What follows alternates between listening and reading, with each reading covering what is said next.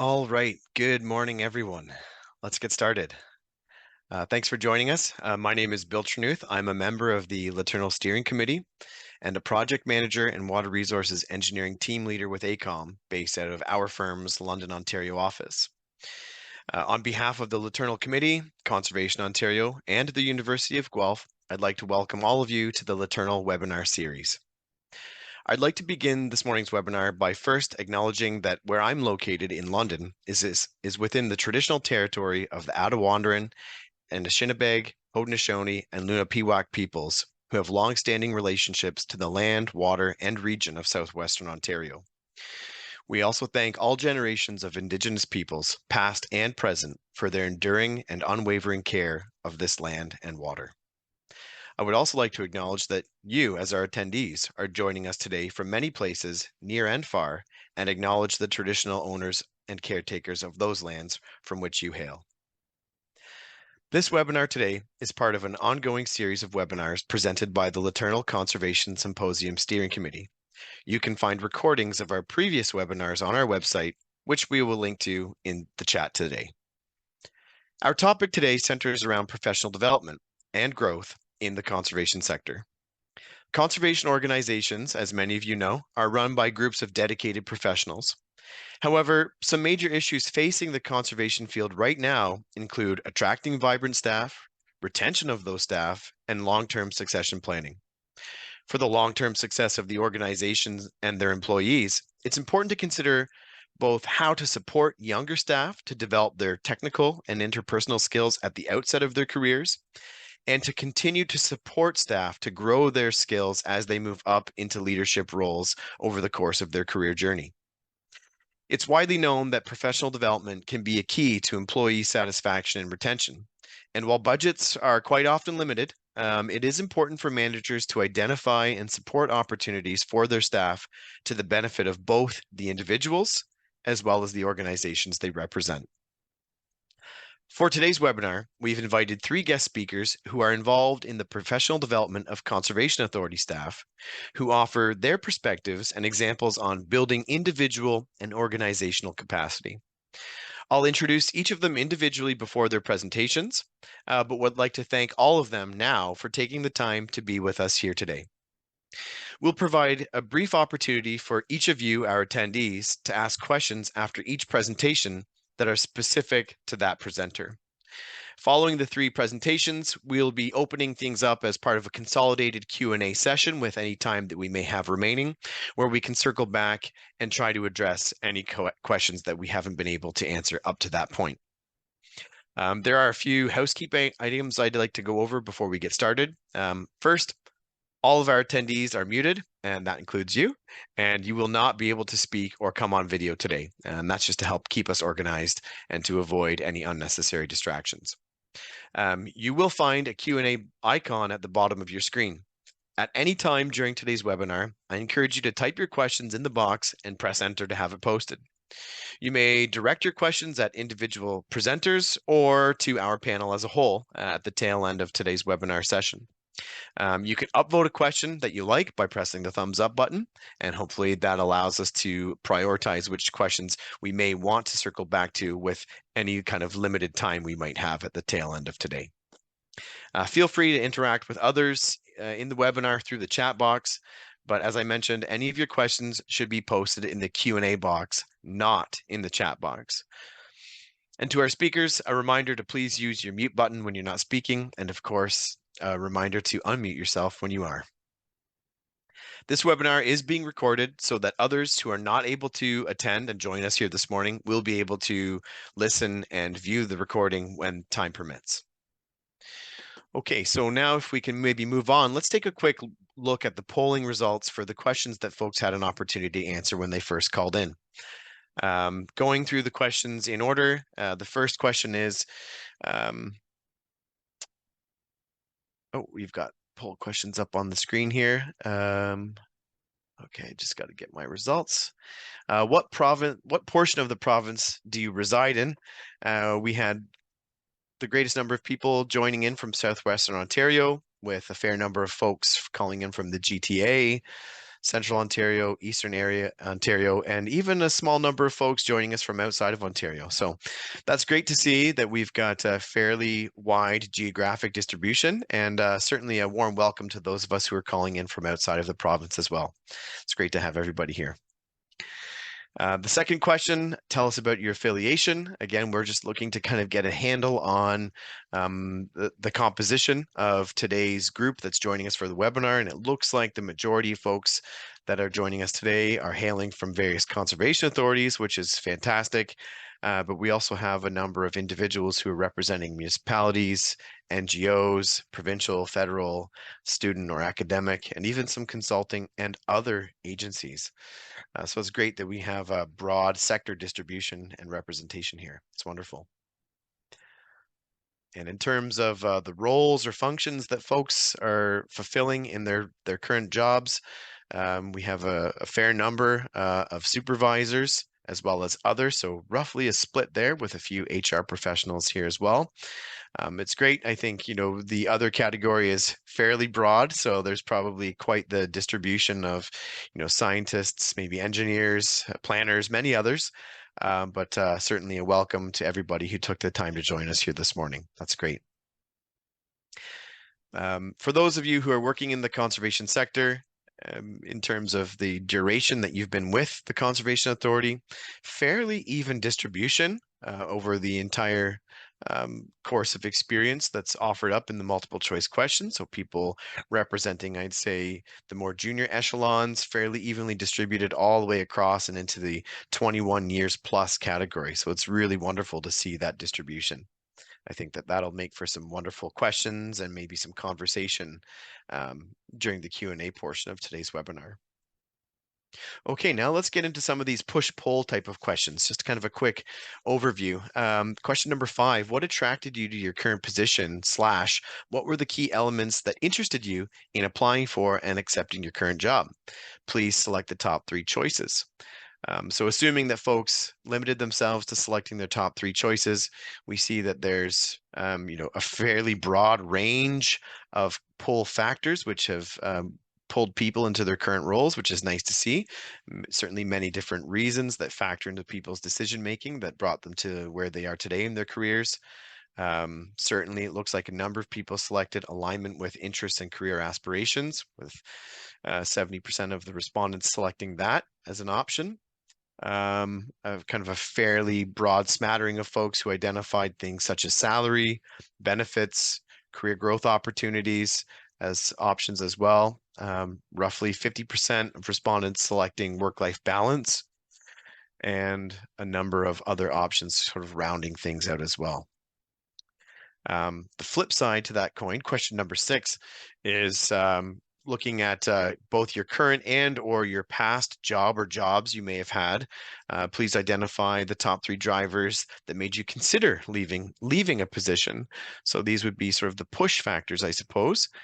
And it looks like things such as alignment with career interests and aspirations, salary, career growth or progression opportunities, and work-life balance tended to score highest on the list amongst our respondents.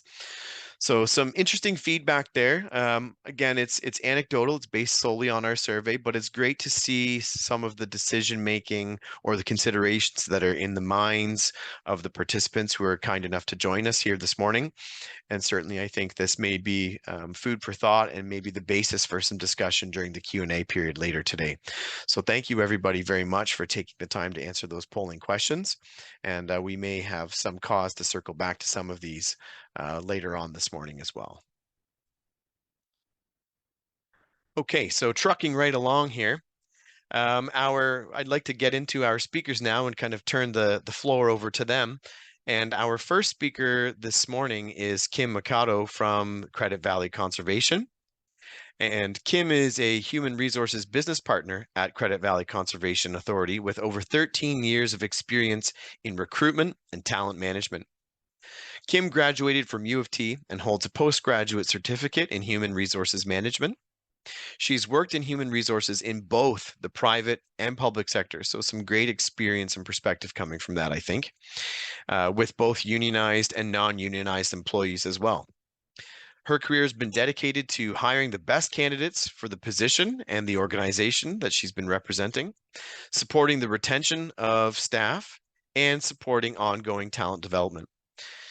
Having interviewed and hired hundreds of candidates over the years, Kim's current portfolio includes recruitment, onboarding, and learning and development at CVC. She has a passion for working with people as well as providing guidance and support to staff. She also enjoys traveling to warm, sunny destinations and watching her 3 kids play soccer. Welcome this morning, Kim, and I'll turn things over to you. Thanks so much, Bill.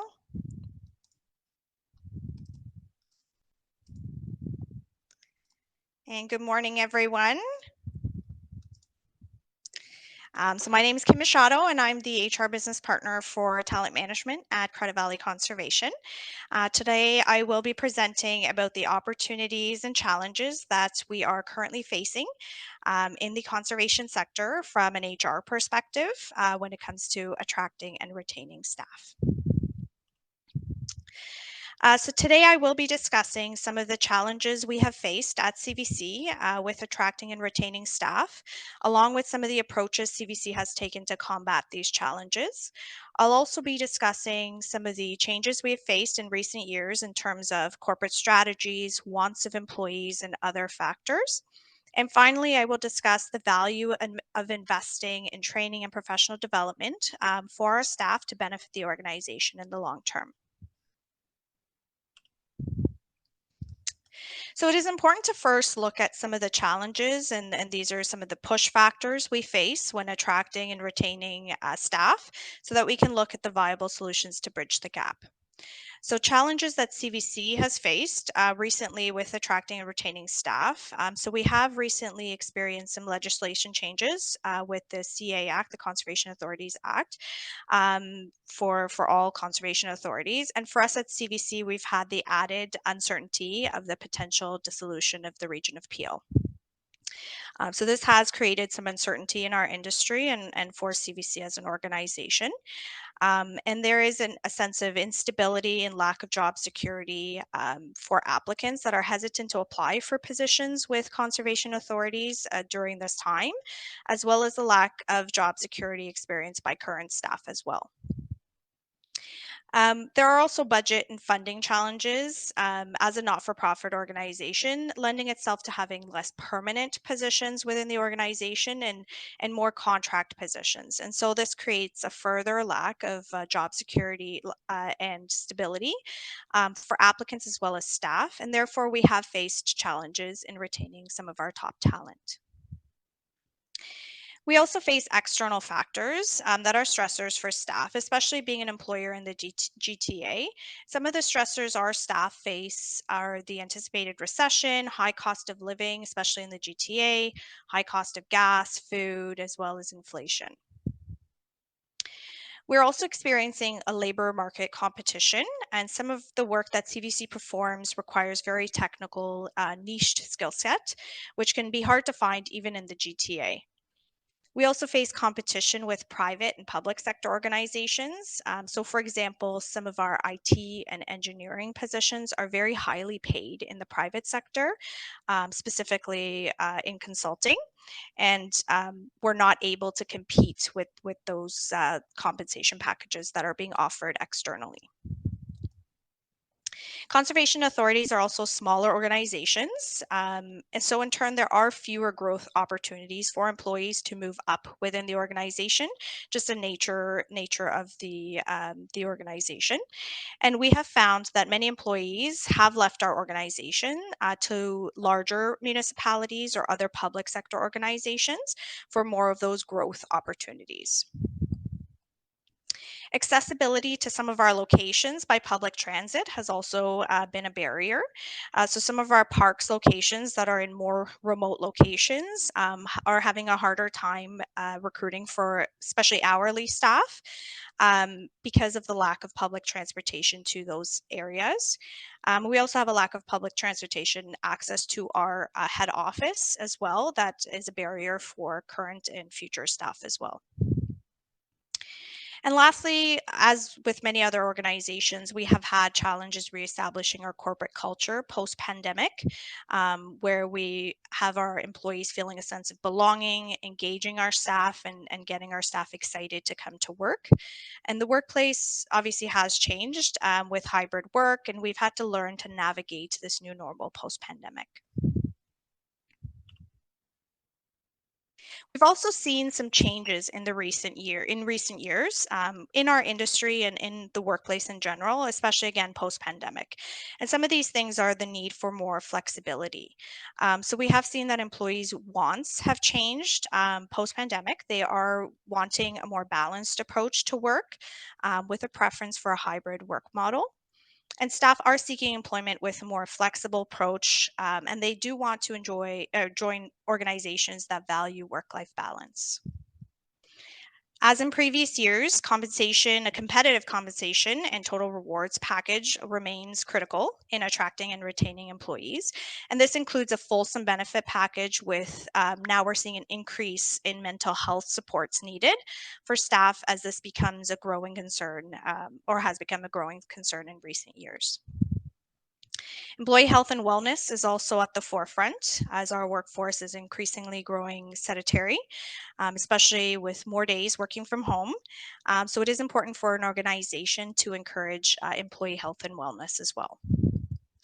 We're also seeing multiple generations in the workforce, and that lends itself to differing employee needs for things like skills development and also differing priorities and needs for things like group benefits and other programs that organizations are offering. So, for example, Gen Z, which are the newest in the workforce, their priority coming into the workforce is salary and financial incentives. They value things like reimbursements and also wellness benefits. Whereas millennials, they're looking for more work life balance, leadership and training opportunities, and career progression opportunities as they grow their careers within the organization. Gen X, they're looking for more retirement savings, great benefits packages, and also greater work-life balance. And baby boomers, as they exit, and plan for their retirement, they place importance on retirement benefits, special perks at work, and stability, as they don't want to jump from job to job. So, therefore, it is important for us to be able to communicate important information in varied ways, as well as offer a range of benefits and programs to meet the needs of employees of all ages. So, it's also important to develop succession plans within our organizations to build our talent pool as well. And lastly, the focus on diversity, equity, and inclusion has also been a recent change in the workplace, especially at CVC as our watershed population has grown and changed over the years, with our workforce demographics also continuing to change, both with ethnoculture and age as well. And so, therefore, it is important to have a DI strategy when it comes to recruitment. So, given some of these challenges and recent changes in the labor market, CBC has made some recent efforts to attract and retain staff. And some of these efforts include offering competitive wages, a group benefits plan, and a pension plan. So, we recently conducted a full compensation and pay equity review last year in order to address a stagnant salary grid that was stagnant for a few years. And this was especially substantial. It was a substantial change for our hourly employees in terms of compensation. And it has made a significant change when recruiting top talent, again, especially in those hourly roles. And next, we are looking at our benefits plan and ensuring that we can offer some benefits that our staff find important. Again, especially when it comes to employee mental health services, as I previously spoke about. We're also trying to take some innovative approaches to our internal policy. So recently we made a change to our flexible work arrangements policy with the introduction of a new compressed work week program. We call it the 10 and 9 program. And it encourages staff to work 10 days, so 35 hours over 9 days. So that equates to an extra 45 minutes a day. And that gives staff every other Friday off. So Fridays are now deemed Flex Fridays at CBC, where staff either have the day off, or if they are working, it's meant to be a focus day, limiting meetings and other distractions. So we have received positive feedback on that program from our staff, and it has definitely been a great benefit and perk when recruiting as well.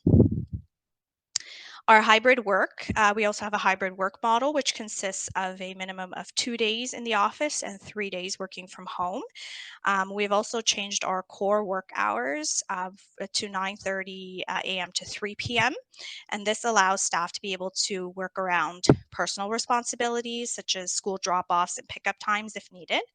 And this change has also been appreciated by our staff. We've also recently revised our personal wellness days policy to ensure that we are being more inclusive.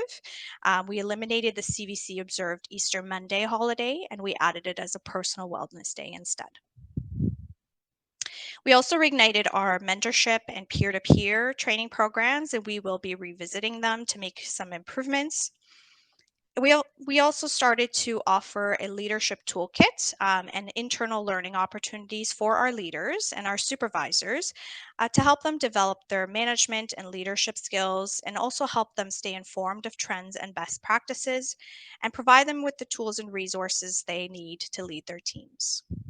We've also offered leaders as well as some staff some learning opportunities, focusing on mental health and wellness through our employee assistance provider. And we've also started a leader learning series where HR staff hold presentations quarterly for leaders on a variety of HR related topics. And leaders are able to discuss topics with their peers openly in that forum.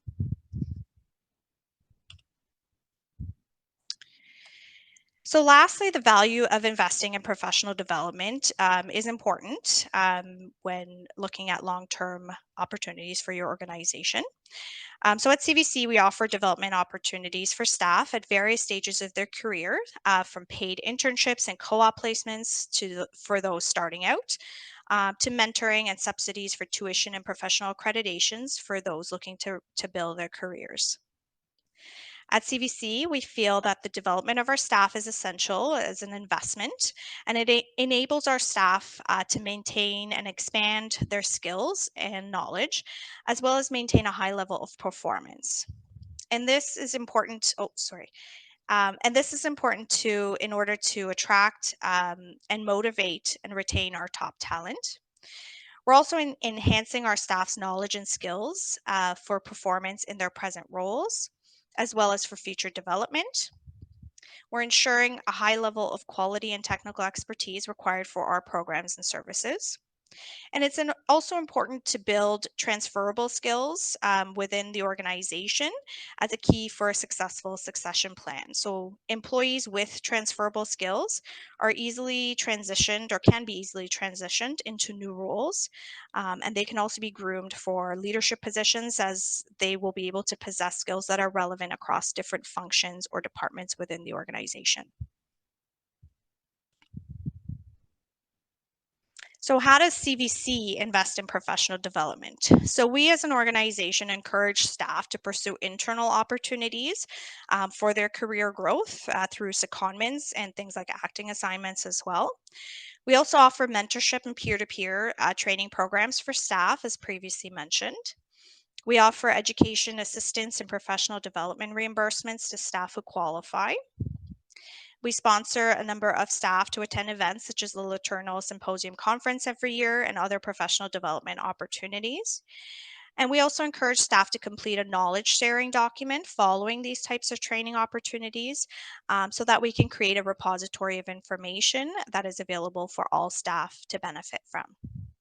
So overall at CVC, we believe that investing in a staff's professional development helps with staff retention and succession planning, which contributes to the overall success of our organization.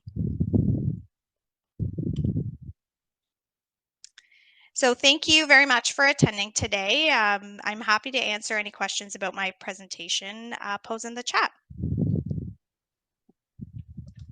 Okay, that's great. Thank you very much, Kim.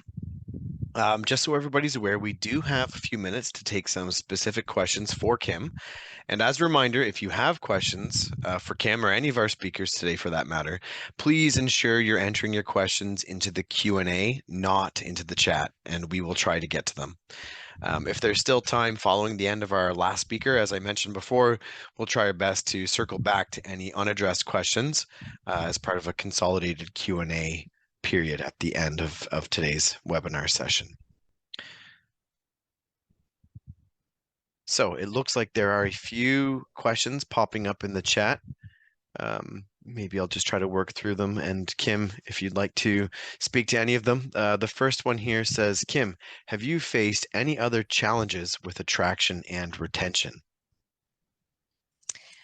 Those are the challenges that I spoke about that we have faced in terms of attraction and retention. Really, it's the competitive wages being offered at other private sector firms is really what we're competing against, and that's where we try to offer more of the flexibility, the work-life balance, and that's kind of where we um, can pull people into to working for CVC. Okay, great. And do you tie professional development into performance reviews in any sort of way?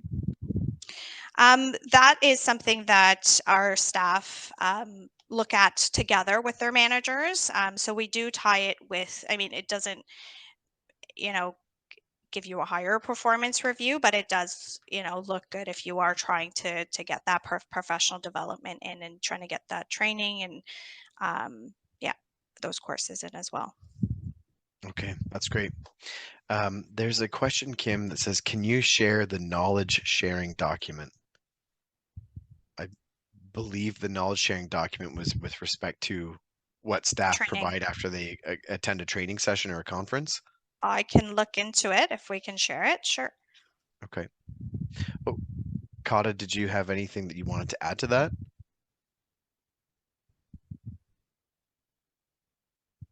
No? Okay. Um, okay, the questions are popping up here rapid fire. Has CVC, next question for you, Kim, is has CVC taken any innovative approaches to dealing with the challenges and changes in the labor market? Certainly there are many.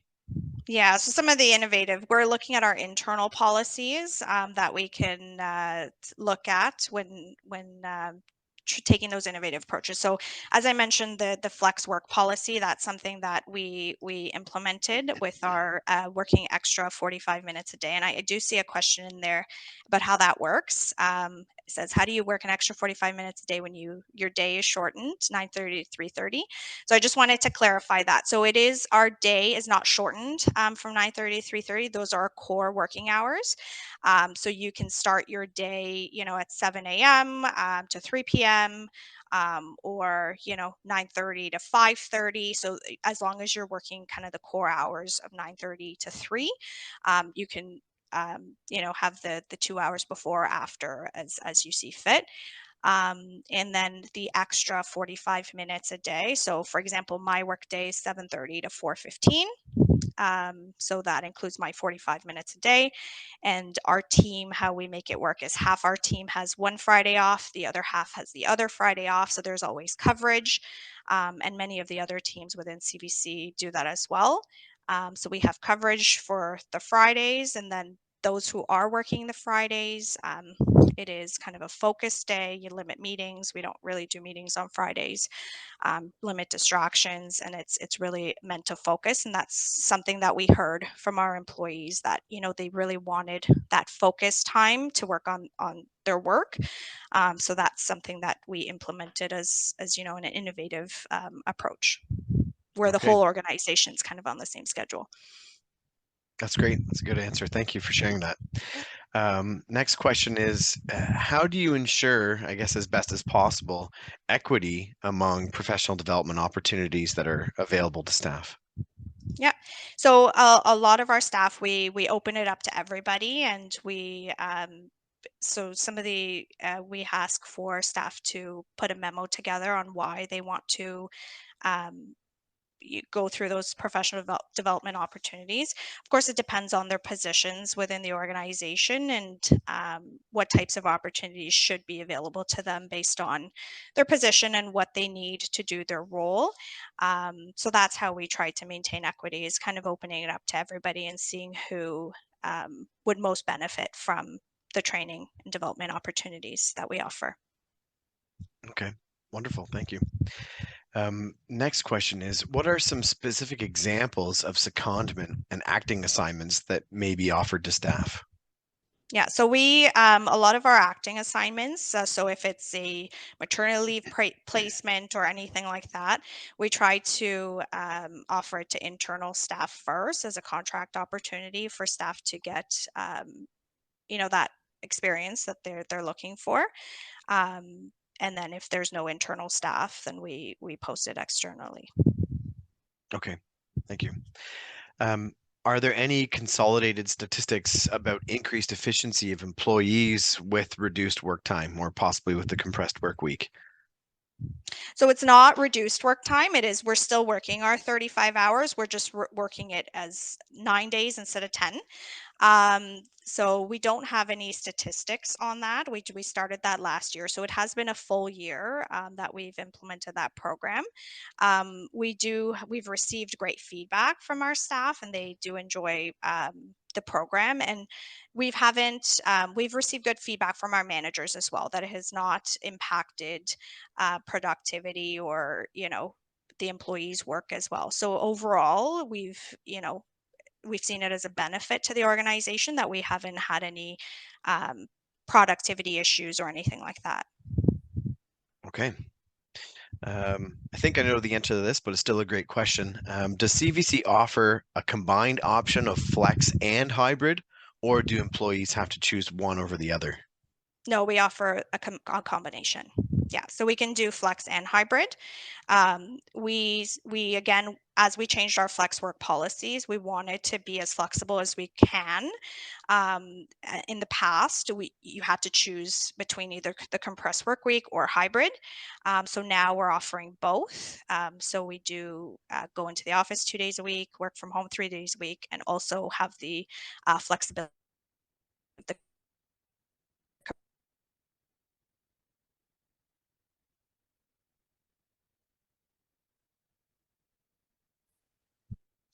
Well, it looks like we're maybe having some bandwidth issues on Kim's side.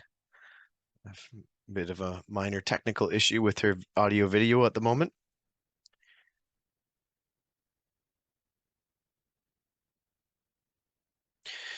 Okay, so it does seem like we've maybe lost Kim. Hopefully she's able to call back in for the consolidated Q&A period at the end. But I guess fortunately for us that are still online, it works out because it is about that time in our schedule where we would like to keep moving. I do want to thank Kim for her time and for allowing herself to be peppered with some of these great questions that folks have been putting in the chat. And thank you everybody for these wonderful, thoughtful questions. I think it's great to explore some of these issues and to try to get Kim and I guess I'll say the CVC perspective on how some of these issues and questions are being addressed and tackled. Um, in the interest of time and keeping things moving along, I'd like to introduce our next speaker. Our next presenter is Bonnie Fox from Conservation Ontario. Bonnie Fox is the Director of Policy and Planning for Conservation Ontario, the association for Ontario's 36 conservation authorities.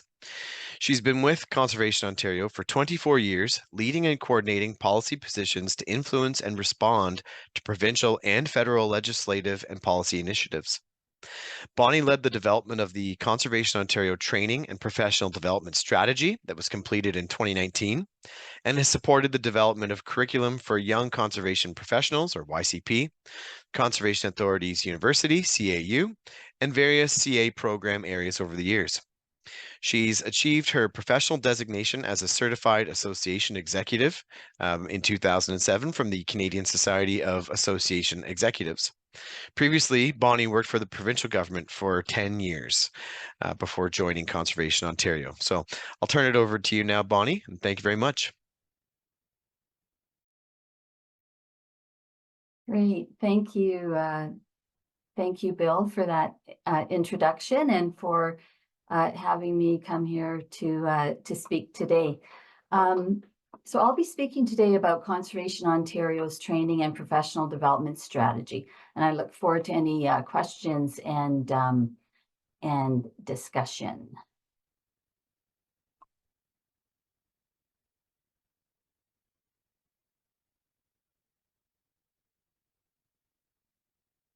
So I've decided to start with this quote, which was included on the first page of Conservation Ontario's training and professional development strategy and for its final approval at Conservation Ontario Council.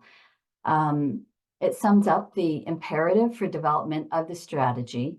There was recognition that at a time of increasing government deficits and ongoing tighter constraints on budgets, that conservation authorities were increasingly challenged to provide the training and professional development required to support their most significant resource, their staff. It was also recognized by the conservation authorities that training and professional development opportunities for employees is a cornerstone of staff retention in organizations, and that giving employees the tools they need to be successful in their jobs is one way to reduce costly staff turnover. Conservation Ontario's training and professional development strategy is a priority for our 36-member conservation authorities in the 2021-2025 Conservation Ontario Strategic Plan. In support of the member services goal, it is our objective to implement the strategy, which I'll be sharing with you today. There has been lots of training and professional development activity in the past 3 years consistent with the strategy. Conservation Ontario has supported development and implementation of virtual sessions, workshops, webinars, and other outreach, education and outreach activities.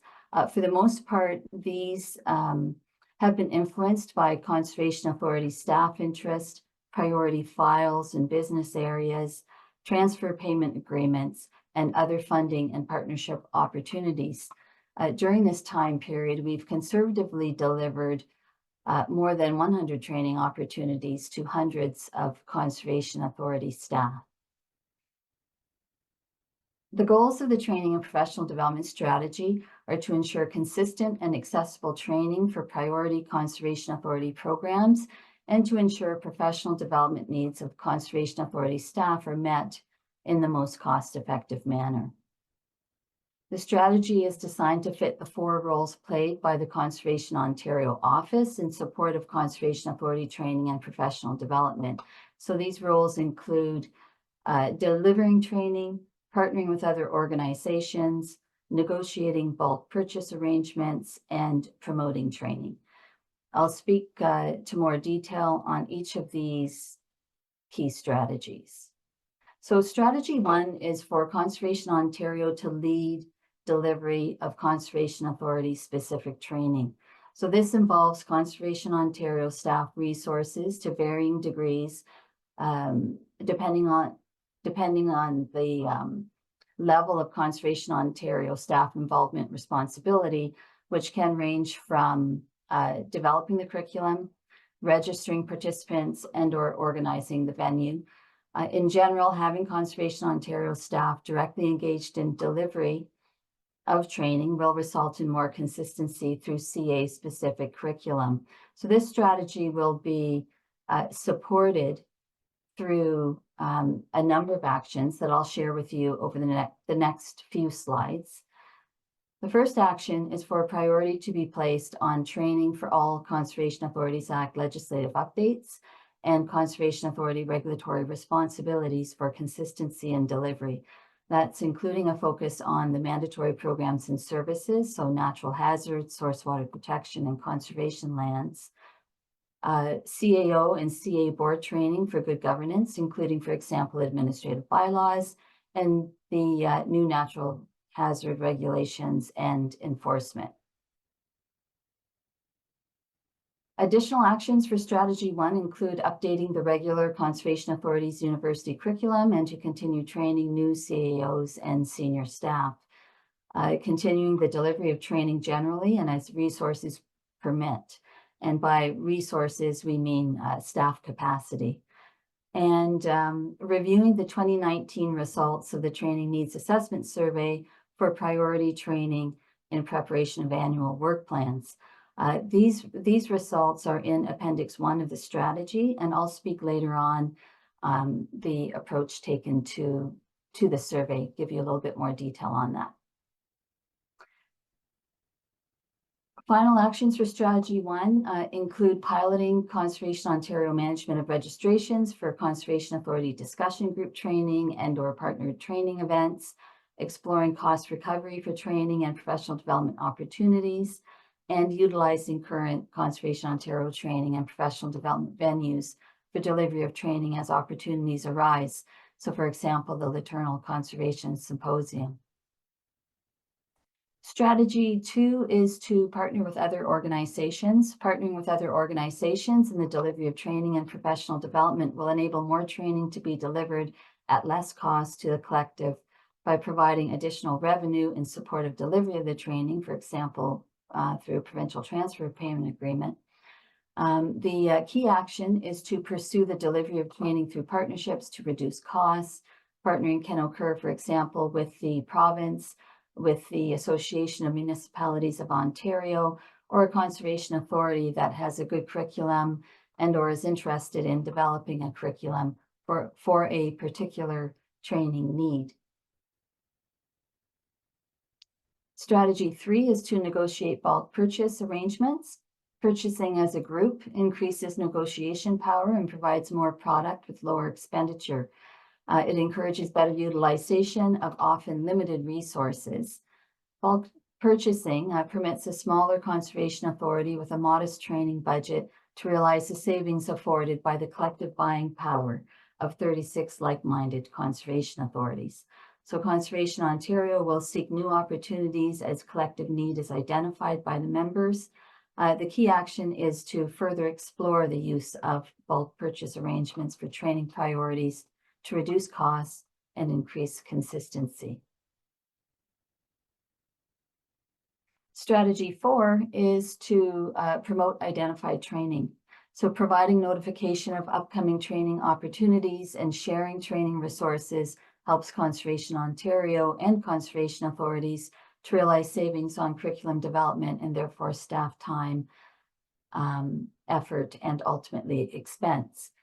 The key actions here are to enable sharing of training opportunities between conservation authorities, for example, through improvements to our member pages, and to continue to promote opportunities through the Conservation Ontario weekly information email, which starting in 2024 is a bi-weekly newsletter.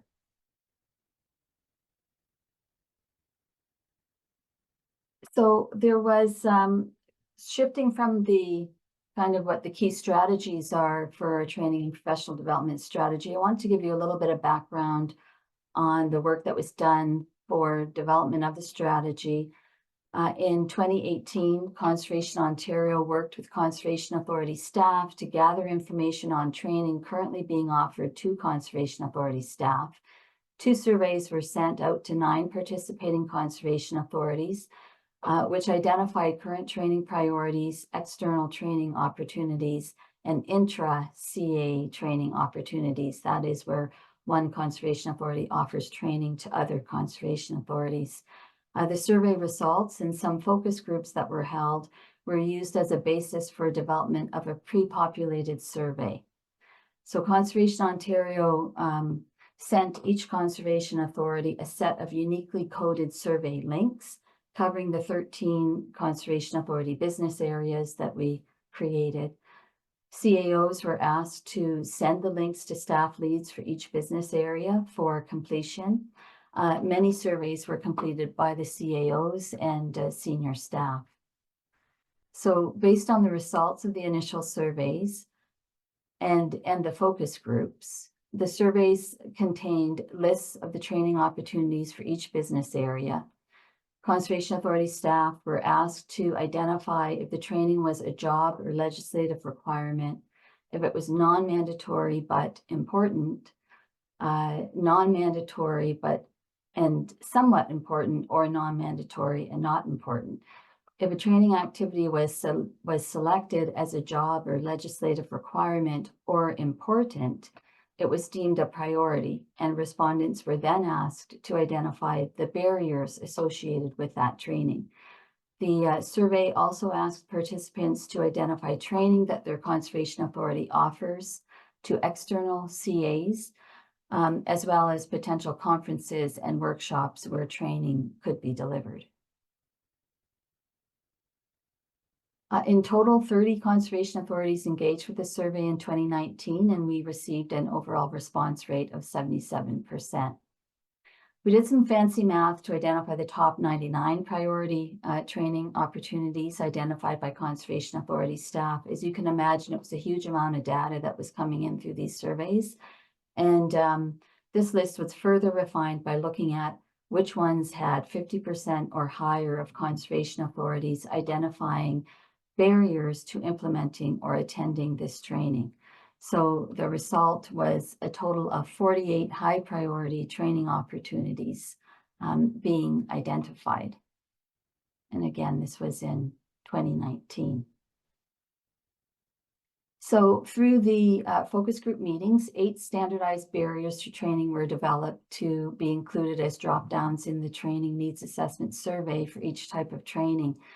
The Training Needs Assessment Survey revealed that most recurring barriers identified by conservation authorities across all business areas were as seen here. Tuition cost, the training does not exist, and the training is not frequent enough. So I thought it was of interest to share these barriers.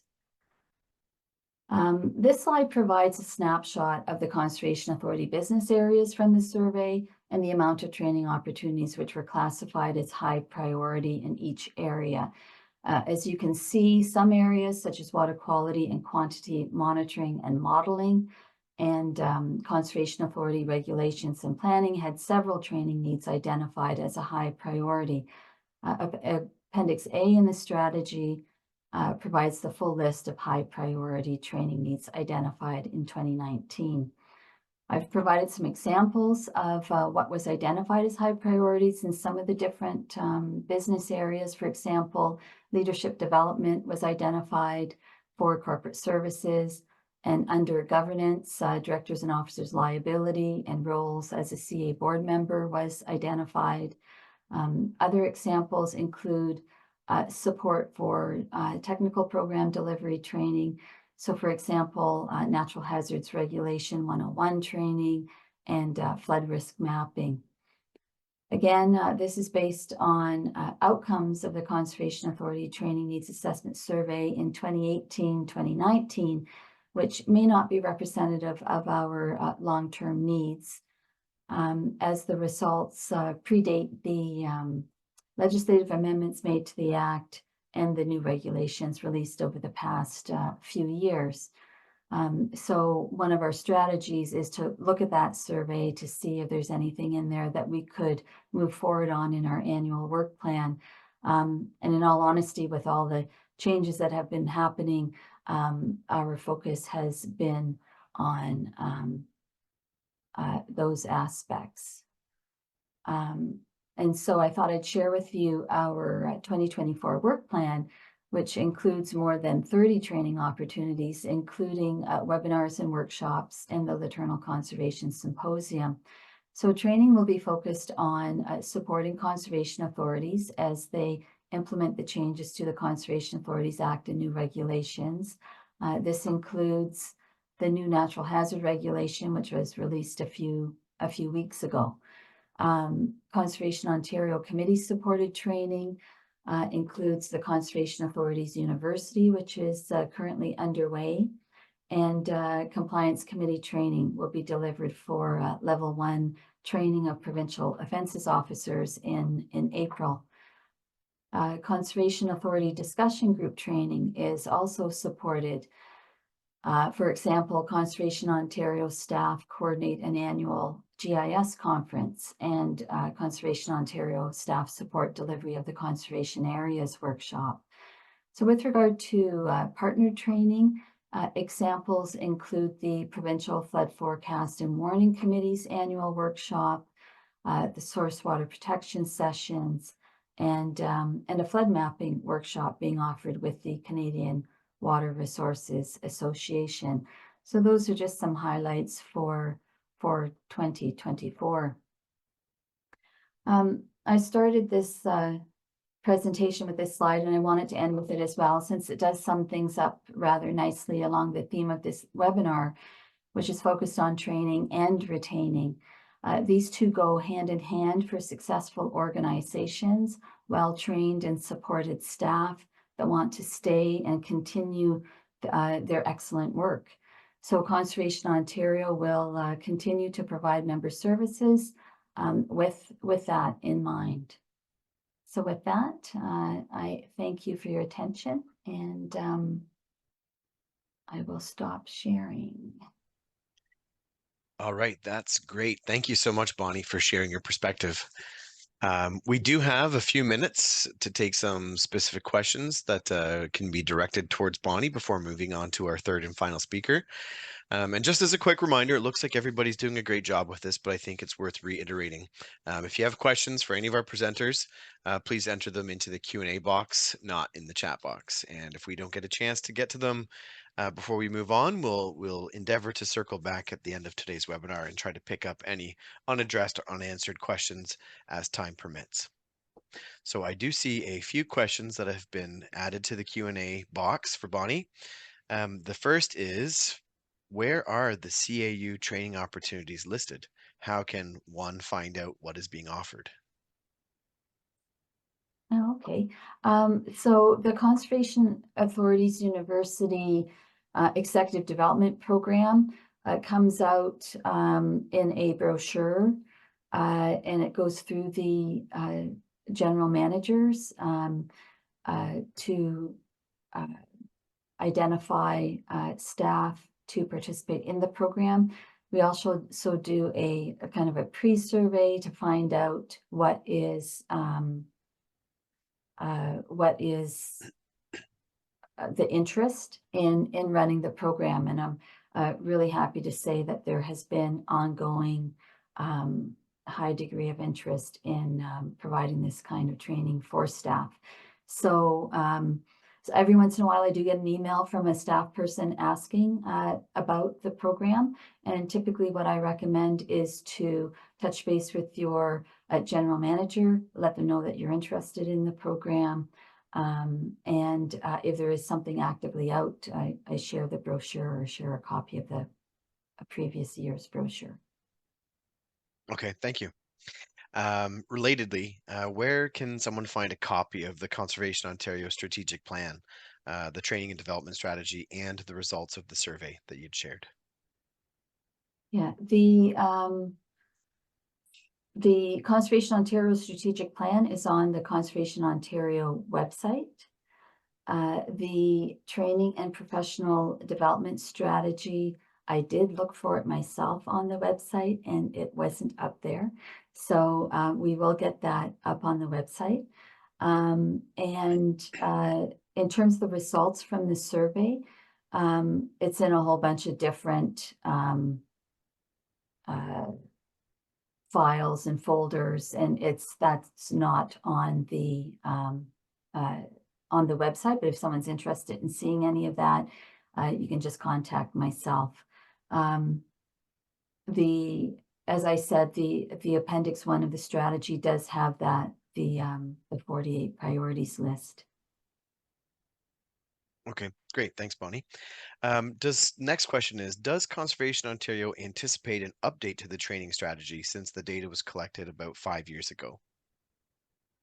Not so much the update to the strategy, because We started the whole process in 2018 and with a survey and wanting to figure out, all the education programming, and then all the changes happened with the legislation. So it kind of interrupted what our intent was. And then we necessarily focused on, okay, what are we going to do for dealing with all these changes that are happening? And we decided to focus on that. So the strategies that I shared with you, I think are still valid strategies. There is no current plan on updating the that needs assessment survey. It was very much customized to what our current business was at that time. Mhm. And I think we'd have to go through a whole customization process again. Okay, understood. Thanks for that response. Next question for you, Bonnie. Would Conservation Ontario be open to supporting training held at a CA or group of CAs for the benefit of all if it has not been identified as a high priority in your survey? Yes, definitely.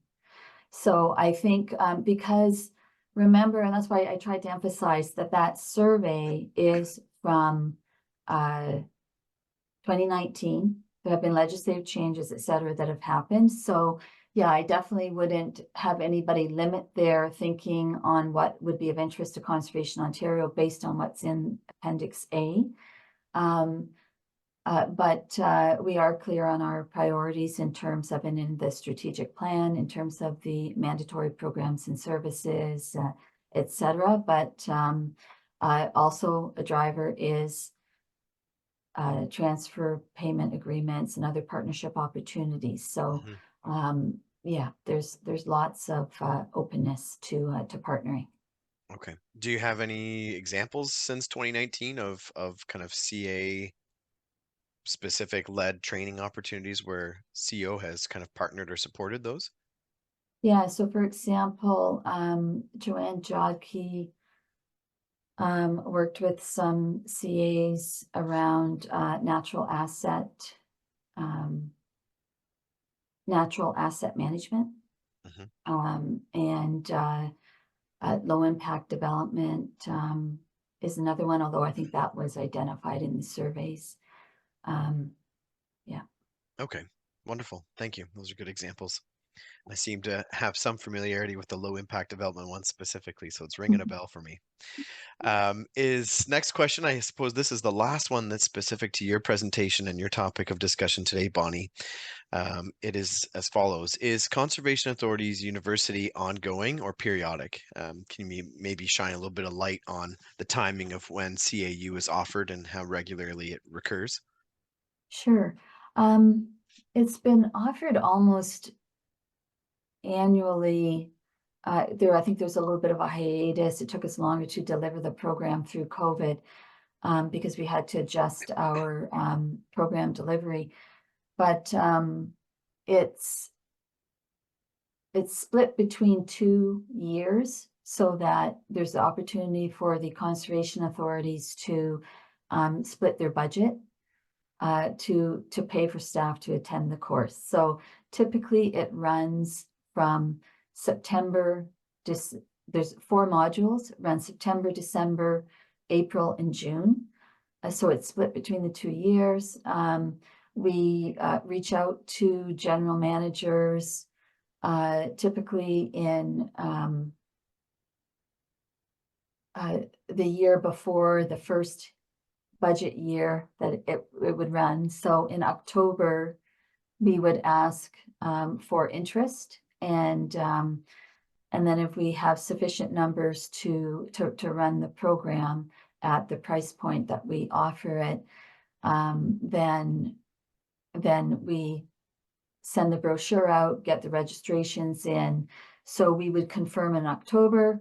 The brochure would go out in February, and then the program would start running in September. So that's kind of the time frame. I recommend to staff who ask me about it, to get it into your performance review, part of your career development plan, talk with your HR and if you have HR and your general manager and supervisor. Okay, that's great. Thanks so much, Bonnie.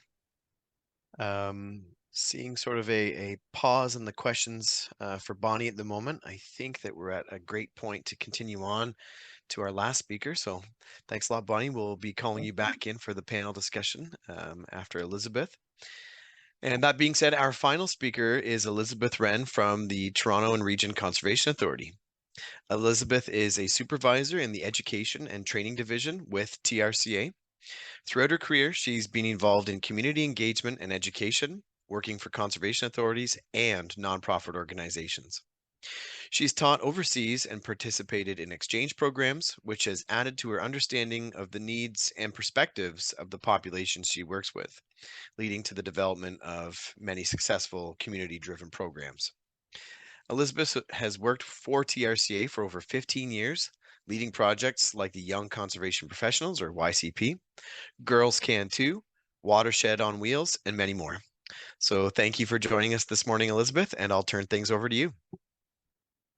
Great, thanks so much. Let me just pull up my presentation.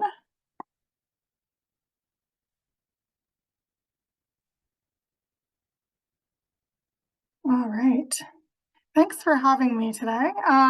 So we're going to drill down a little bit into a specific training development program. So addressing some of the needs that you've heard about earlier today from our other presenters.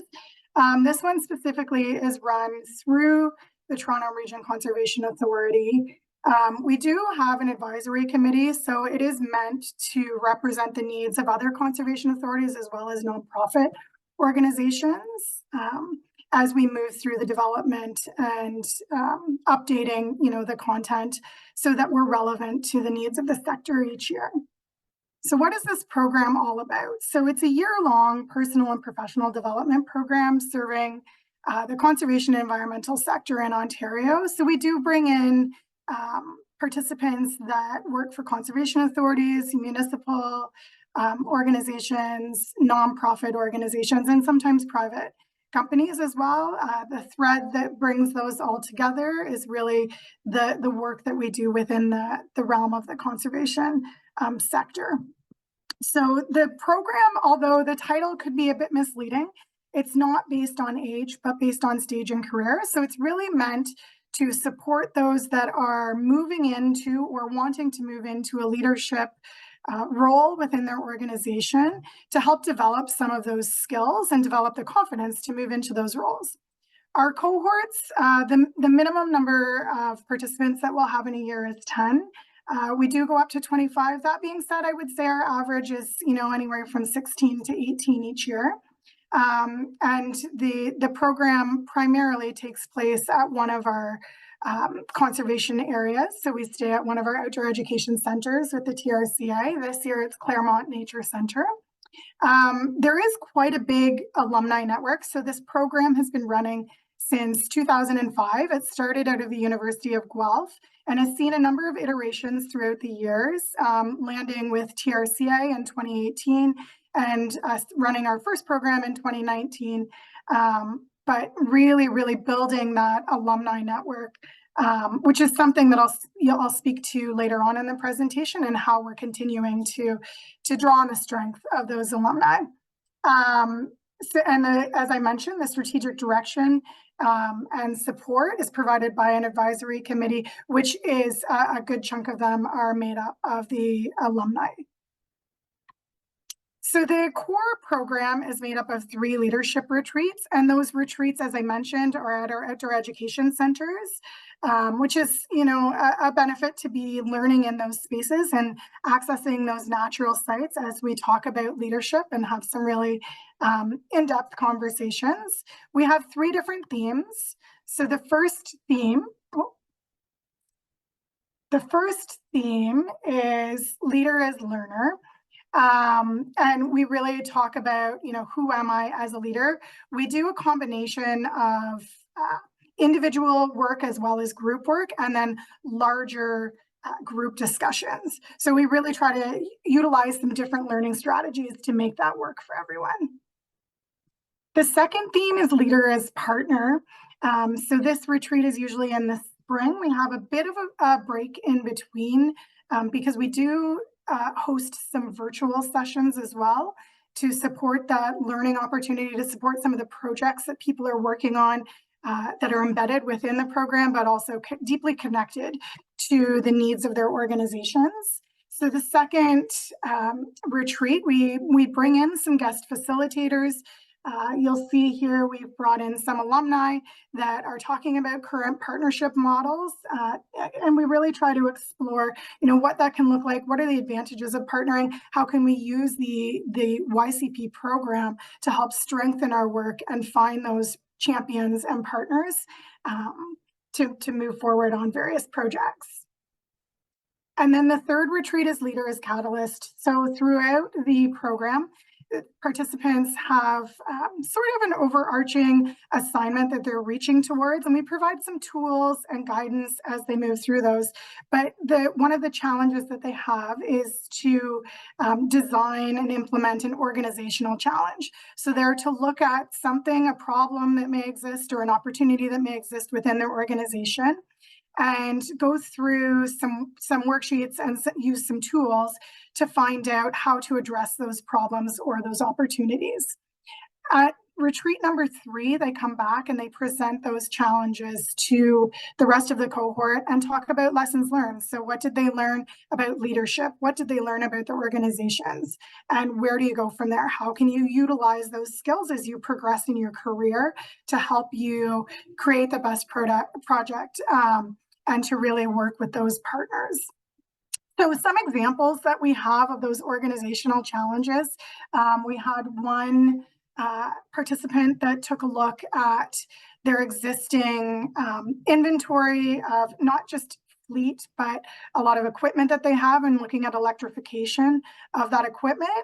Through this organizational challenge, they had some tools to have internal conversations, work with internal partners, and find some funding to really move away from fossil fuels and start to move towards electrification. And then they were able to highlight the benefits of that, the cost savings, the environmental benefits, and the benefits of just, the noise pollution of that equipment. So that was a really interesting one that has, a lot of longer term impacts for that organization. We've had a number of organizational challenges where folks take a look at some of the processes that are perhaps causing some tension or could be slowing things down internally, and creating some different tracking sheets or standardized forms that they can use within their teams to help often improve customer service, whether that be internal or external. An example of one here is time tracking. So really looking at how much time are we spending on projects, and are we allocating that time in a way that is efficient, and using that information to report back to management, but also to be able to report to funders, and to make sure that when they're proposing a new project, this tool can help them really have a clear understanding of what the staffing needs are to support that. And then, as I mentioned, we have some skill building workshops. So in between each one of those retreats, they run from March until November. We offer 3 to 5 additional workshops. So during the first retreat, we do an assessment and an exercise to find out what are some of those hard skills that folks are looking for. So it could be budget management, sometimes it's conflict resolution, it could be strategic planning or business development. And then we work with our network to have some facilitated sessions where folks come out and we dive a little deeper into those topics. These tend to be a half day or a full day presentation and work. One of the ones that we've done that had really, really great success, really positive feedback, was on project management. So it was more of an intro to project management, which is really great for those that are starting to move into a leadership role, to introduce them to some of those concepts and tools, and then give them a little bit more information on whether or not they want to do a deeper dive as they progress into their career. So some of the outcomes benefiting the sector. So often we get asked, this is a really great program. I can see how it's great for the individual, but what's the larger impact on that? And it's a great question, and one that anecdotally we had some answers to, but recently we've had a little bit of a deeper dive into what those outcomes might be within the sector, and the impact on those individuals. So a few years ago, we had a University of Guelph master's student that was able to do some research for us. And overarching themes that came out were some of the networking that happens through YCP. So the Young Conservation Professionals Program does have that large group. So we do offer various networking opportunities, one of those being a virtual networking session. But then in the spring and fall, we are offering some in-person networking opportunities, in partnership with the Latornell Steering Committee. Those organizational challenges really have found a lot of efficiencies and a lot of improvements within organizations, and it really does push people to the next level to really look at what impact they can have within their role and as they grow within their role. Ongoing learning opportunities. So again, helping with some of that need that employees have for development and for learning. And then we really look at an adaptive design reflecting feedback from the sector. So we are trying to actively every year get out there, talk to people. We've done one survey, and then we've been working with alumni on our strategic plan to understand the needs of the sector and try to adapt the direction in which we're going to be reflective of that. So some of the alumni engagement, these are our cohorts from the last 4 years. So since we've been hosting the program, the first few years were at Albion Hills Field Center. We had one retreat up at Riverstone Retreat Center in Durham. That was a 1.5-year long program due to COVID. And then, as I mentioned, this year we'll be moving to Claremont Nature Center. We've hosted 2 alumni retreats. So again, when I speak to those networking opportunities and opportunities for ongoing learning, we did 2-day retreats where we had a number of facilitated sessions, but then we also had some opportunity in a small group format. So this year we had 28 participants come out and really had an opportunity for people to get to know one another, talk about the work that they're doing, talk about those opportunities. So we're really just trying to create those pathways for those meaningful interactions. These are some of the feedback that we've had from our surveys. So, really positive, talking about the company, talking about rekindling that passion for leadership, looking at the presentations and the balance between instructional and interactive content, which we really try to focus on. So we do try to have that hands-on learning model throughout the program, throughout all of those sessions that we offer. And really, a big part of what we hope the outcome of YCP is to really inspire people and reignite that energy that people have for the sector and for making that change and making those connections. So these are some of the results from our survey. So we had 61 respondents, which was pretty good from 2005 to 2019. The only year that we didn't have any respondents from the 2016 cohort. So the majority of our respondents were conservation authorities and then government staff. We do have also a large cohort of grassroots or NGOs, some from the private sector and some from other. But it does make for really wonderful conversations and a nice lens for us to look at the program through, to really look at, are we meeting the needs of that sector? So you'll see from the second chart, so we look at, one of the things that we looked at was level of employment. So when we look at the outcomes, are people that are going through the YCP program, where are they landing when they're done? What are they doing? Now, that doesn't tell the full story of the content of all of their work, but it does give us a bit of an insight into the trajectory of their career path. So some of the answers to some of the questions. So YCP has helped me expand my professional network. So, 90% yes. helping people to become a better leader, 92%. Confidence, we find, is a really big one, and we see that reflected in the survey. So 95% of people saying that it's made them more confident in their role, making them better equipped to turn ideas into action, 80%. So providing, some of those discussions on how to move forward and how to take action on those hot topic issues. Better equipped to tackle difficult issues. So we do talk a lot about conflict resolution. We talk about, some of those specific examples that we deal with day to day in the workplace, and how do we tackle those in a productive manner that demonstrates thoughtful leadership in our organizations. Critical thinking. So we're really critically thinking about leadership. We had a very high response to that.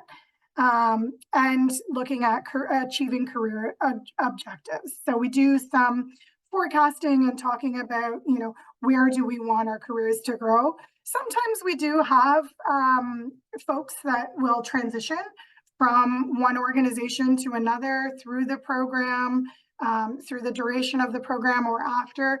But often we also have participants that are really looking to grow within their own organization. So they love their organization, they love what they're doing, but they're really looking for that next step, and we're there to just help guide those conversations. So these are some key themes that were described by interviewees when exploring why YCP was different from other programs. So one thing that we really try to emphasize is that this is not an accreditation program. Yes, we have some connections with the University of Guelph, but this is really based on an adult learning module. So, and that philosophy where we're learning from one another. So we do draw in a lot of research. We direct participants to some of this research on leadership. There is a ton out there. It's fascinating and really interesting.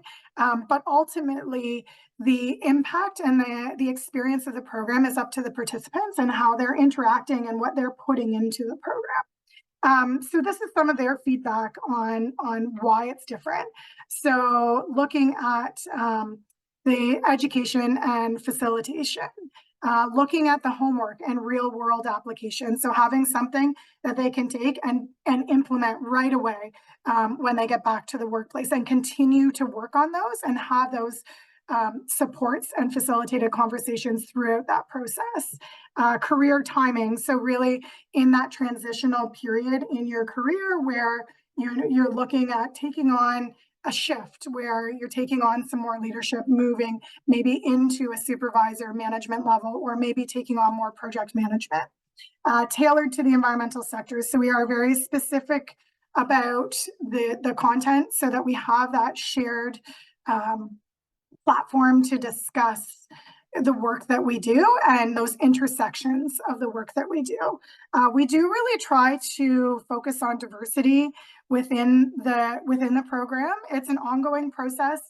We are building up a fund right now to help support those where the financial aspect of the program may be a barrier, because we really do need a diverse range of organizations to enrich the learning opportunities for participants.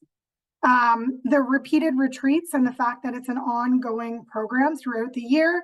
And then once that program stops, it doesn't stop there. We have all of these alumni engagement opportunities where they can move in and support new participants and emerging professionals as mentors or as a facilitator. There's a number of different options to keep people engaged. So some testimonials that we have. So I think now I can look back and say these are the specific soft skills that I can build as a leader. Back then I was more of a sponge absorbing everything. Now my role is well defined. I know myself better. I know where I am lacking and I know where I am strong. And I think even if I did the YCP program now, I would benefit from it. So really speaking to those reflective pieces and understanding who we are as leaders and how we draw on those strengths and how we draw on our network to support those areas where we are not as strong.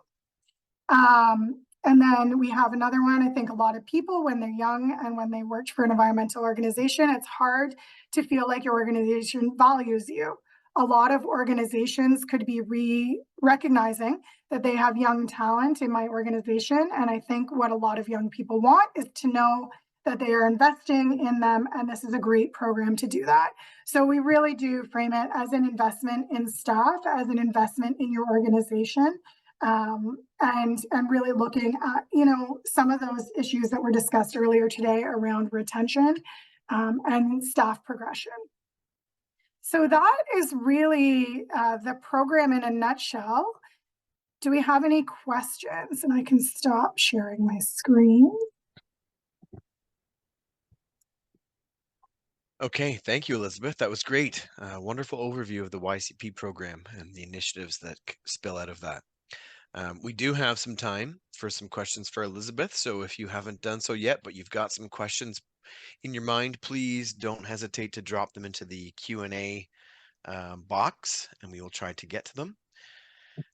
There are a few questions to kick things off for you, Elizabeth. I'll just kind of start and work my way down.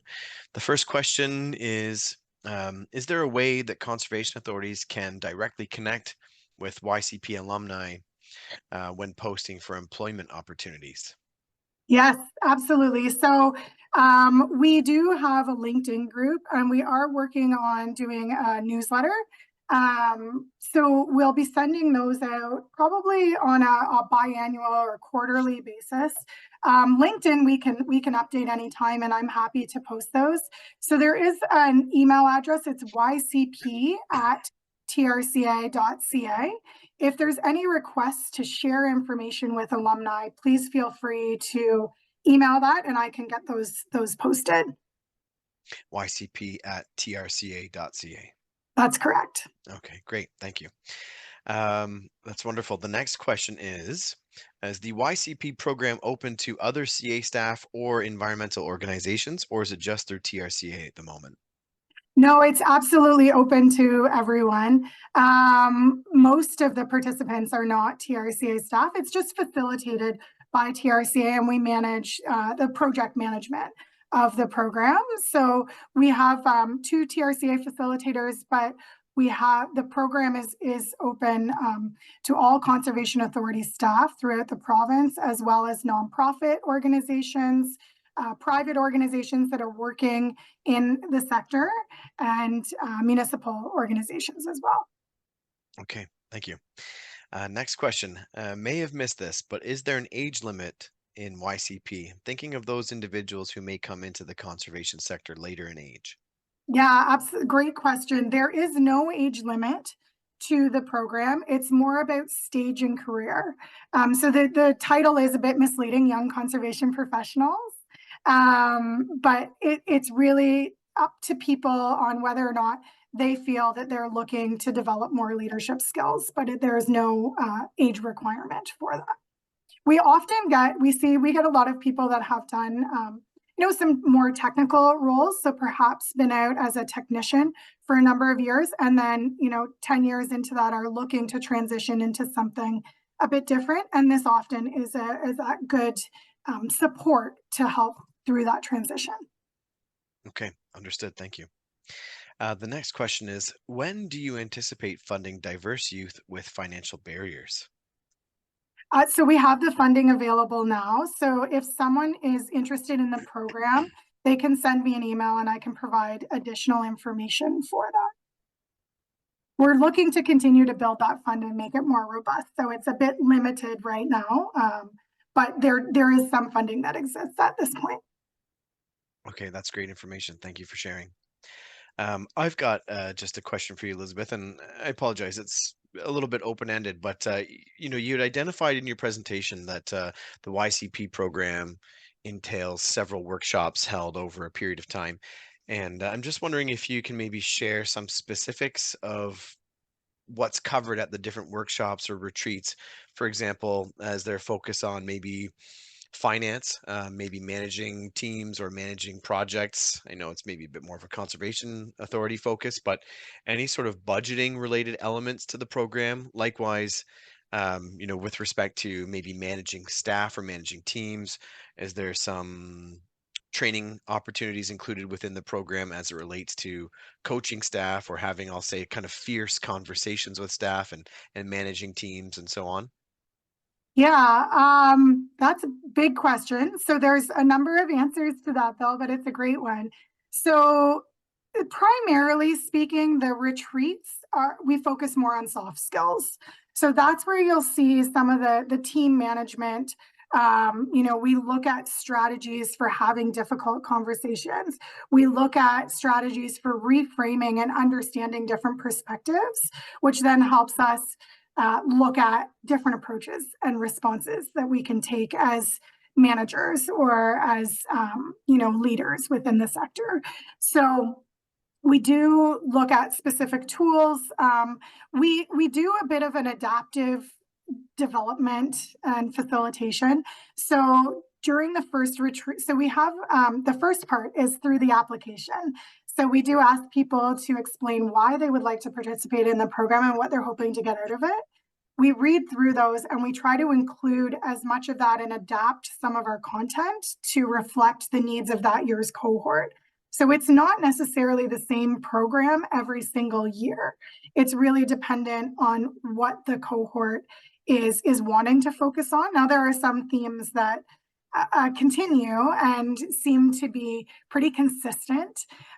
In terms of things like budgeting or financial management, those would be pieces that if it was identified by that year's cohort, we would look to our network and we would host one of the workshops and focus on budgeting at the workshop. So we did that, for example, a number of years ago, we did a half-day workshop on budgeting and grant proposals and really went through with one of our fundraisers how to develop a grant proposal and then what does the budget look like for that and what to think about when you're looking at some of these granting opportunities. And so people were working through those.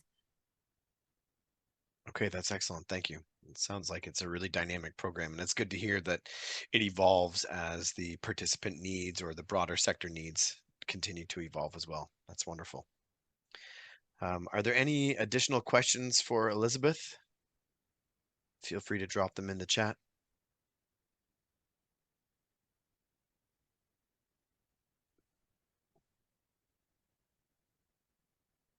You can always email me at ycp@trca.ca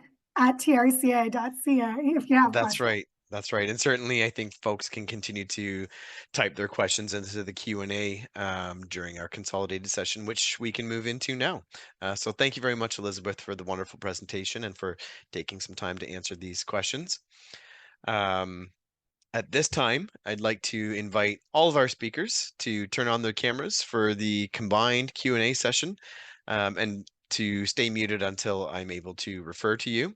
Obviously, please remember to unmute yourself as you speak. And for all of our participants joining to watch today's webinar and participate, please continue to drop your questions into the Q&A. We will endeavor to work our way through them, and we'll try to direct them to our 3 different speakers accordingly.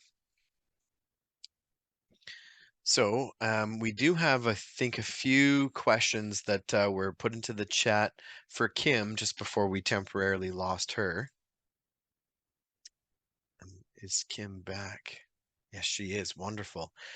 So Kim, maybe I'll start with you if you don't mind.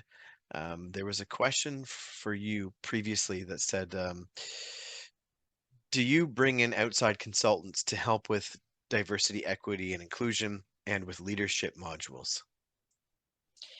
So we did bring in an external consultant to do a full DEI review of all our policies, programs, and provide some recommendations as to how we can improve. We have a DEI committee that formed as a result of that, of staff throughout various levels and various areas within the organization. That are currently we are working through kind of that list of recommendations on DEI and how we can improve. And sorry, Bill, what was the second part to that question? It has been dismissed. Let me see if I can find it. Okay. Oh, I think it was maybe related to leadership training opportunities. If I Yeah, so we leadership don't have modules. Sorry.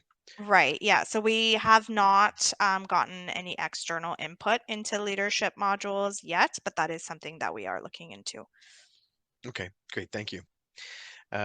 One of our other participants asked, curious to know what CVC has done to address the issue of burnout and compassion fatigue.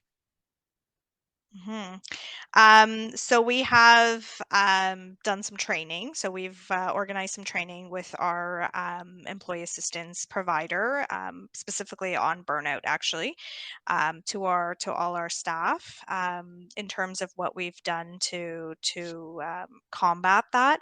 As I mentioned, like we are really focusing on employee wellness and through our flexibility and those types of policies. So we're trying to be open and flexible to what employees' needs are. And, if you do have to flex your hours, outside of, our business hours on some days or, take extra time off, like we're open to that.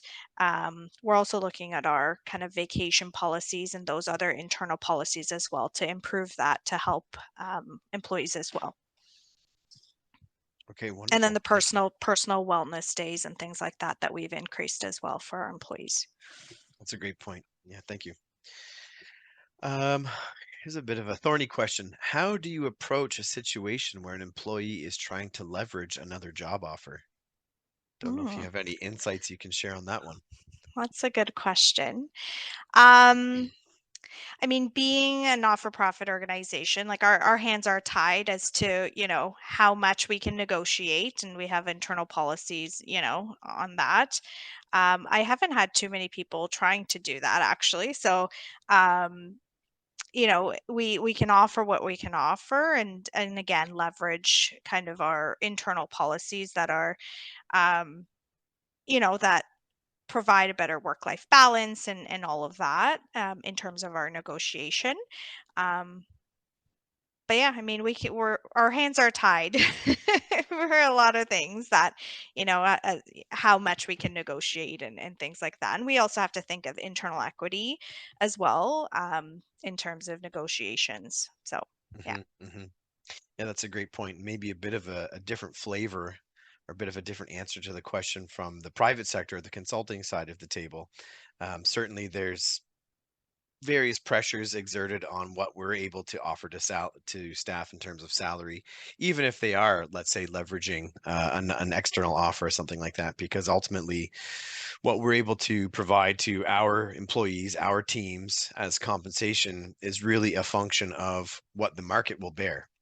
Mhm. um, so there's certainly downward pressure, I think, in the sense that clients only want to pay salaries based, or they want to pay rates rather based on what the perceived level of expertise is for the staff in question, and whether or not their level of experience, their level of skill warrants a certain sort of charging rate that might be tethered to a salary that they might be asking for. So it's Mhm. difficult, and certainly the market is difficult in general currently. There's fierce competition for even entry level staff, because I think, prior to 2019, we were starting to see sort of this cresting wave of, I'll say baby boomer retirements that started to happen. And then that was further accelerated by the pandemic as well, at least in the private sector from what I've seen. So it's really created a strong demand gap that we're working to fill. And it's certainly a challenging and interesting dynamic, but it's a little bit different, I think, on the private side versus the public side. Yeah, for sure. On the public side, we're, bound by salary grids, right? So we can't really go outside of that, right? So, Hmm. yeah. Absolutely. Another, I guess this is a question maybe for all three of our speakers, and maybe I'll offer each of you a turn to address it if you so choose. It says, how does your organization invest in professional development? So maybe starting with you, Kim, and then we'll pass over to Bonnie, then Elizabeth. Yeah. So as I mentioned, we try to give our employees all the opportunities we can. We actually do have employees that join the YCP program, as Elizabeth mentioned. So we do sponsor employees to do that through, and that's been a great opportunity. That our employees have come out of the program and have made some strides, in their own work and programs that they've kind of put together at CVC through, getting those learning opportunities from the YCP program. But yeah, we offer. We try to encourage employees basically to go through any sort of training and development opportunities that are available to them, and we try to make some available to them as well. Okay, that's great. Thank you. Bonnie, do you have maybe any insights that you'd like to share with the group in regards to that question? How does your organization invest in professional development? Yeah, speaking for the Conservation Ontario office and the employees here, in our performance review planning forms, there's the career development and professional development component to it that we encourage staff to identify. Sometimes it's identified through the supervisor, and then we look at funding those opportunities. Sometimes if it was something that was a little bit expensive, then we would look at, can you find 2 or 3 different options for that same deliverable? And so that's really strongly encouraged. Attending conferences is strongly encouraged and supported by the organization. Some staff, if they have a professional, membership fee, that's supported. And we have a current employee who is on a secondment. And I've done a secondment in the years that I've been here. And so, I think any organization, it's important to be really flexible and encouraging on the training and professional development opportunities for staff. Okay, great. Thanks, Bonnie. Elizabeth, anything to add to that? My situation is slightly different because we're program based, but what I would say is that we're trying to reinvest in the program. So there are fees to participate in the program. It covers, the 3 retreats, it covers the workshops, it covers all of the food. There can still be barriers to people because of those fees, because of the transportation, some of the things I believe that both Kim and Bonnie had mentioned in their presentations. What we're trying to do is be as flexible as possible so that this program can really meet the needs of participants rather than asking for participants to, to try to adapt. So we're trying to find that balance. We're trying to, from a revenue standpoint, take any of the funding from some of our alumni events and put that back into the program. So we do have some of these opportunities to offset the cost for folks that do need it. Okay, great. Thank you. I think this is maybe another question best directed to Kim. It says, are salary grids coordinated between conservation authorities? It seems like CVC has done a recent review and is offering significantly higher starting wages for comparable positions, I guess relative to smaller CAs. How can this information be shared? So regarding our salary review, we did go through an external consultant who reviewed our positions based on comparable organizations. So other CAs our size, other municipalities in our area, sort of that's who we're competing against essentially, and our positions between their positions. So it's not shared among CAs, but it is, through our external consultant who has worked with other CAs in doing their compensation review as well, kind of knows the information and gathers the information from our comparable organizations. Okay, great answer. Thank you. Yeah, it seems like if you do it quasi independently, but it's based on your specific geography, then there is kind of a location specific cost of living adjustment that would be baked into through the review That's right. process. Yeah. Yes. Okay. Thank you. Next question, I guess this would also be for you, Kim. Is there a consideration made for workplace culture when evaluating attraction and retention of staff? I don't know if I can get some clarification to that question. Maybe we'll Not really. wait. Yeah. Maybe we'll wait for some clarification to come into the chat. Okay, And perfect. in the Thank you. meantime, pop over to the next question, which is, do you have any tips for succession planning around the retirement of long-term staff or the more senior staff, and maybe Mhm. how to fill some of that pending void that might be forming with the wave of accelerated retirements? So for us at CVC, we're working on a formalized succession plan. So we don't have that yet. But in other organizations that I have worked in, there is, high potential staff that are identified through, formalized program and kind of put through training and development specifically to gear them towards leadership roles within the organization. So, developing a good succession plan in order to do that is really important. And that's something that we are still working on at CVC, a formalized plan. But through acting assignments, through kind of our peer-to-peer, our mentorship programs, within our organization, we're able to kind of build our staff to kind of have varied levels of experiences and varied levels of uh, program, kind of touching different program areas in Mhm. order to kind of build their experience and get transferable skills. Okay, so as a corollary, I have maybe a bit of a follow-up question to that. What you described with, high potential individuals or high potential staff, that speaks to the succession plan being built around, using much more of a meritocracy or a merit-based approach. Hmm. And from my experience, that seems to maybe run a little bit at odds with, the seniority-based approach that's commonly employed, especially when you're talking Mm. about salary or vacation or total rewards while working within the conservation authority sector. So is there some sort of a balance that's being struck between those things, merit versus, let's say, seniority based points and practices? Not so much. Not in the organizations that I worked for. It was not based on seniority. It was based on kind of merit and performance and in your specific role and kind of what areas you wanted to be in and kind of build a staff to those skill sets that they need in order to be in those areas in the future.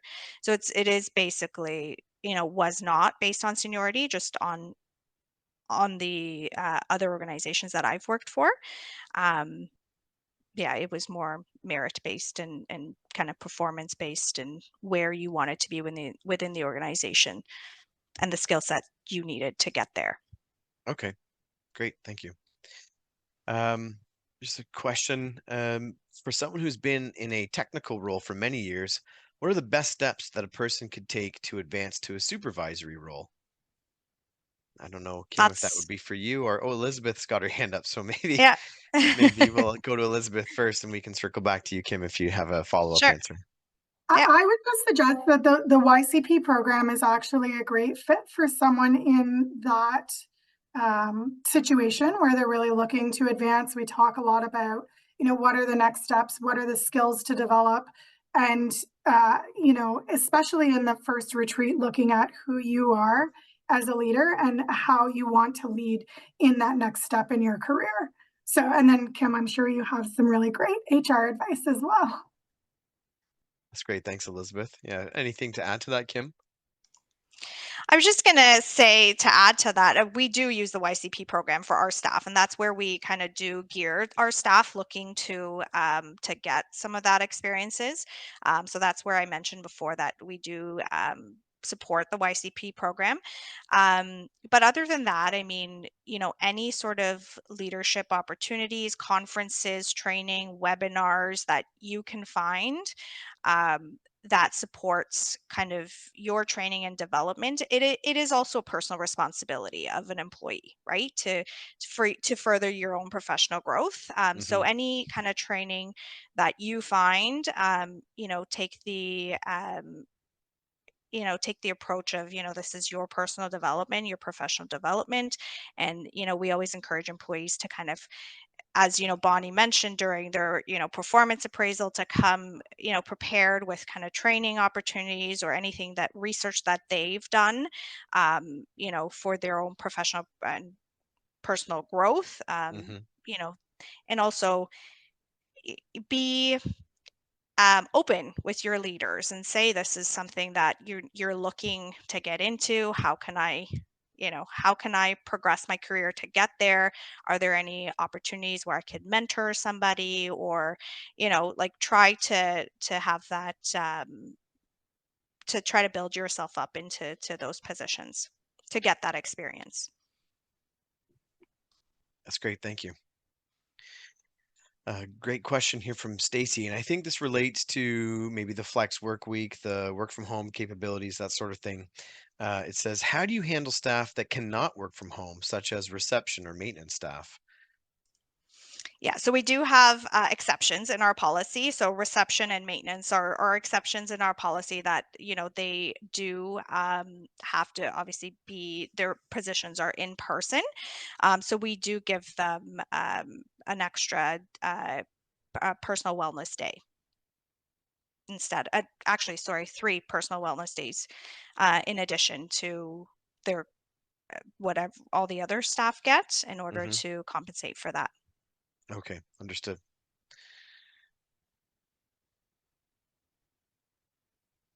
Okay, it's a bit of a tricky question. I'll try to put it out there, and maybe we'll open up to all 3 of our speakers to see if they want to have a crack at it. It's a general question. It says, I'm new to Canada. I'm interested to better understand the collaboration work between environmental organizations here. Is there some sort of space for high-level decision makers to share experiences and best practices that would boost and mainstream such approaches amongst organizations? So I suppose paraphrasing would be, is there sort of a forum for kind of collaborative discussions amongst decision makers that any of you are aware of that would be worth highlighting? At a more entry level, so, kind of that early management level, YCP does provide a space for that. And we do have discussions about best practices, challenges, and really trying to support one another to align and try to figure that out. That's not to say that that's necessarily translating into, senior management discussions. It is Mm-hmm. one step towards that collaborative experience. It's a great point, Elizabeth. And, for my own, I guess I would just flag a couple of things, one of which I'm not personally familiar with, and that would be the ELB, or Emerging Leaders for Biodiversity program. It's maybe external to conservation authorities specifically, but that is a forum where, maybe people across different levels of different career levels within the environmental sector are getting together. And I'm part of a kind of a parallel organization to that. It's called the Water Environment Association of Ontario, or WEO. I'm part of the Stormwater group. There's also sort of a student chapter associated with stormwater within WEO. So that's quite specific to the technical work that I do. But certainly it's a forum rather, that is comprised of decision makers from municipalities, from conservation authorities actually as well as the consulting community, and even representatives from the provincial government, from the Ministry of Environment. So I don't know if there's maybe a one size fits all answer to the question, but certainly I think there are forums, organizations, communities of practice that are out there that could be engaged in or engaged with, that are facilitating that dialogue and working on some of the most pressing issues within their respective discipline fields. I don't know if And Bonnie or Kim. if Yeah, go ahead. I can add to that, Bill. There's also the PAIE program through the TRCA. It's PAIE. And again, I'm not personally familiar with it because that's not my organization, but we have hired new Canadians through that program. And it is a bridge training program for environmental professionals that are internationally trained. Um, so that we have kind of gone through that program to hire some new Canadians as well. So that might be something to look into as well. thing I wanted to flag was the Latornell Conservation Symposium is a venue for pulling together all the different conservation organizations, additional to conservation authorities. And I think there may be something happening in the next year's program around diversity and inclusion. I think a lot of great work's been done with the Indigenous communities to date, but anyway, Yeah, certainly stop with looking to that plug. expand that. Yeah, that's a great point, Bonnie. Thanks for plugging that on behalf of the steering committee. That's great. Okay, we do have a few minutes left here, and there's a few more questions that maybe I'll keep kind of working through or chipping away at. I believe this question was originally directed towards Kim, but I think in some respects it probably can be applied equally to all three of our speakers here today. It reads as follows: what strategies are used to balance the time needed for training and professional development with the time needed to complete work tasks? So I don't know, Kim, if maybe you want to take a first crack at it, then we'll move over to Bonnie and Elizabeth. Sure. So in our training and development form that employees have to fill out to request the training that they're looking to do, they have to indicate how they would balance their time. So it is the employee, it is up to the employee to be able to balance their time between these training opportunities that they're looking to take, as well as their workload and their commitments at work. So it is a balance that is on the onus of the employee. Okay, perfect. Thank you. And Bonnie, maybe some of the training opportunities that you'd identified through Conservation Ontario, are they structured in such a way that balance is sort of built into the delivery model? I think I would defer back to what Kim had to say. Like, I think that's really true. Like, it's the onus with the employee. It's for your professional development, etc. For CAU, for Conservation Authorities University, the Executive Development Program, we do try and make the coursework make a connection back to the local conservation authority, like into the employer development of products that that will, benefit the organization. So we do try to bring value back to the employees' organization, and hopefully, that's helping that individual as well with their workload. So, and then the other thing I would just I think that's it. Yeah. Okay, that's great. Elizabeth, anything to add to that from the YCP or TRCA perspective? Yeah, I would say it's very similar for us. So the YCP program is about 13 to 14 days of time, which is challenging for a lot of organizations to figure out how to balance that. Again, the onus is on the employee to have that discussion with their manager or supervisor to ensure that that's appropriate. Similar to what Bonnie was saying, we do really bring in the work that people are working on. So we provide space to think about leadership, to think about some of the theories, but we also try to do some of the work in the program and hope that that helps with efficiencies and innovation in the day-to-day for the organizations in which they report to. Maybe Bill, if I could add to that as well. I agree with what Elizabeth has said. I think one of the things that we do with our training is that we'll ask for feedback. We often run into issues with staff about, don't give certain training when it's the flood season or and so we do take into account, like, for the different program areas, when are they most busy with their work on the ground, and we try to schedule the training for that sector of employees at the time of year when it's most beneficial to them. When we don't do that, we hear about it, we get the complaints, and so that's how we learn in terms of best time to do it. So I think as training delivery organizations, that is something that everybody tries to to take into account. Mm-hmm. Yep. I agree, and I appreciate the perspective. And certainly, from where I stand, which is on the private side of things, um, perhaps it's a little less challenging to come up with the budget to facilitate some aspects of training or conference attendance or what have you, but maybe there's a bit of a different suite of pressures that we face in terms of making up that time, right? And I would echo what all of you have been saying is that even on the consulting side of the table, um, professional development, investing in yourself, it's really a partnership. It's a two-way street.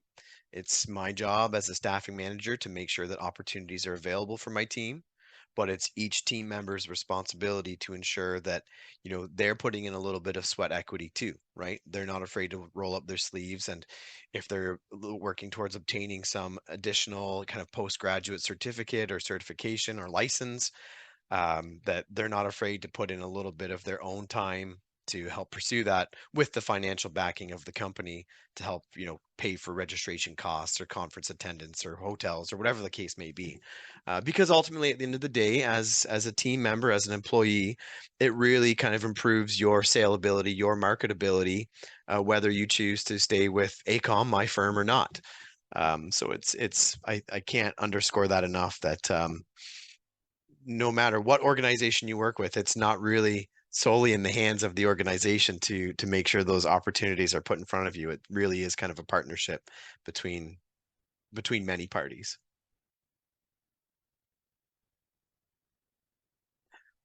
Here's a great question. I think that, again, this could maybe be approached by all three of our speakers today.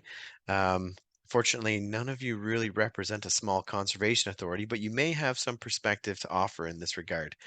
The question is, in smaller conservation authorities with limited budgets, what is the best way to prioritize educational or training opportunities? Is there maybe any insight that can be shared on how prioritization can be approached?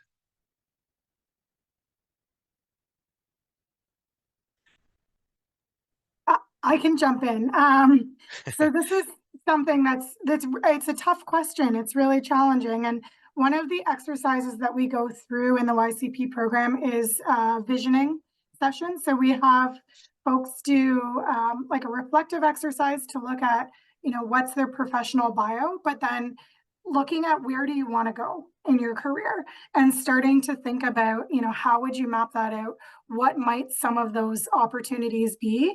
I would encourage people to talk to colleagues and talk to others about some of those professional development opportunities that they've accessed and how they've found them.